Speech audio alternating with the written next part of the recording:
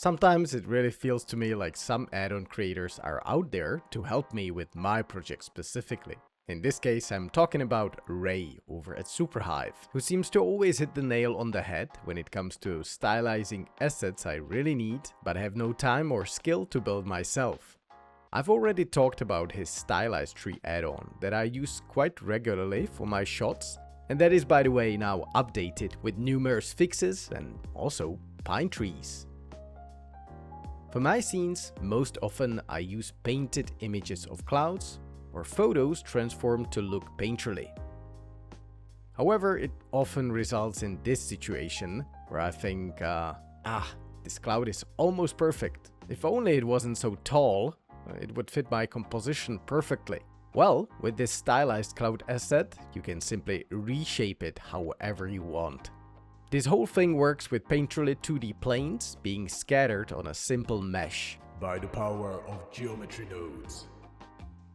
And you can easily reshape this mesh and extrude it, and even duplicate it around to easily transform the cloud into any shape you want. It's incredibly satisfying to do, and it really changes the process into painting with 3D clouds. Besides that, you have all these cloud types to choose from in the asset library, from the beautiful cumulus clouds to these puffy clouds and cloud layers for distant cloudscapes. My favorite is also this cloud curve, and I use these to drive the eye in my composition with these wonderful cloudy lines.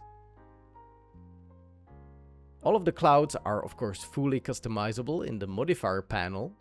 All of these are pretty self-explanatory, from the cloud density to the size and the offset of the cloud sphere to the scale and randomness of the texture cards. If you don't like the look of the cloud, you can of course choose from various material presets that you can also customize. On top of that, there is the ability to change the texture of the cloud cards. There are various pre-made textures which can really transform the way the whole cloud looks.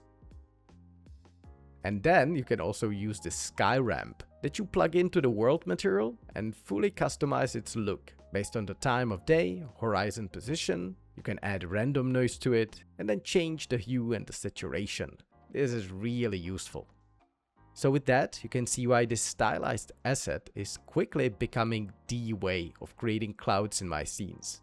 I really love how I can transform their looks and change the way they're shaded however I need for my scene.